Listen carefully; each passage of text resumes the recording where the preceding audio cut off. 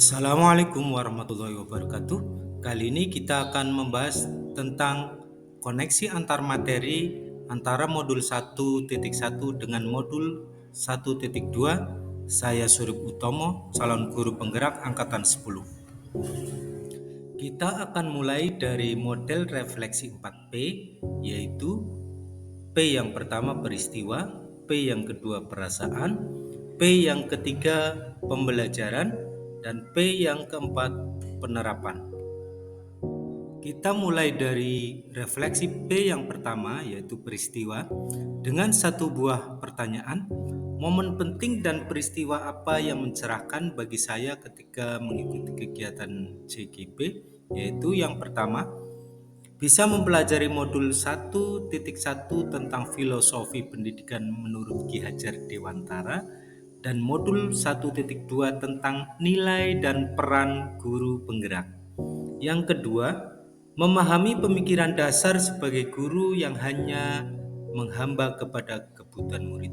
Kemudian yang ketiga, mampu menganalisis nilai dan peran guru penggerak yang sesuai dengan filosofi pemikiran Ki Hajar Dewantara yang akan diterapkan di lingkungan sekolah maupun di lingkungan kelas.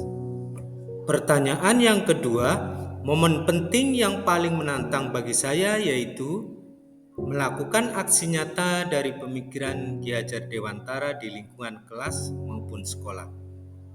Mengerjakan tugas yang ada pada modul calon guru penggerak yang menitik beratkan pada kemampuan IT.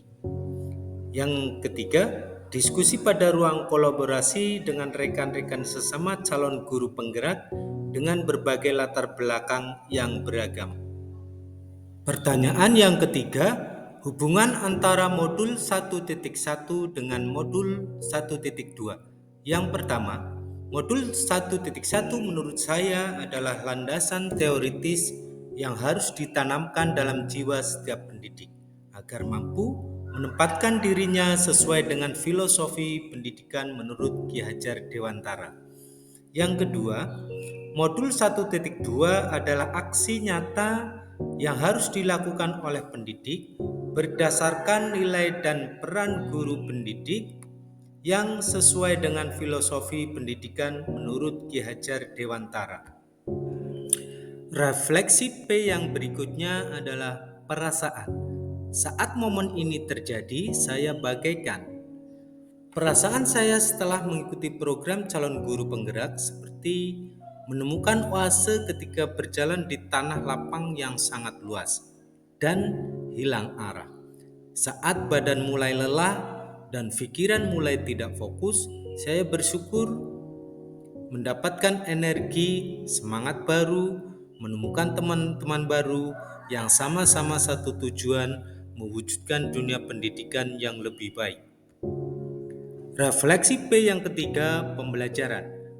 Sebuah pertanyaan sebelum momen itu terjadi, saya berpikir bahwa yang pertama, selama ini dasar pemikiran menjadi guru adalah karena tuntutan bukan karena tuntunan. Kedua, kurang memperhatikan kebutuhan murid. Dan yang ketiga, hanya mengejar target KKM. Dan yang terakhir, menjadikan murid sebagai objek pendidikan bukan sebagai subjek pendidikan. P yang ketiga, pembelajaran. Sekarang saya berpikir saya harus mampu yang pertama merubah mindset dalam diri tentang dasar pendidikan. Yang kedua, menjadikan pendidikan yang menghamba kepada peserta didik. Yang ketiga, berinovasi dalam pembelajaran. Yang keempat, berkolaborasi dengan rekan sejawat maupun dengan pihak yang lain. Yang keempat, melakukan refleksi sebagai sebuah pembiasaan.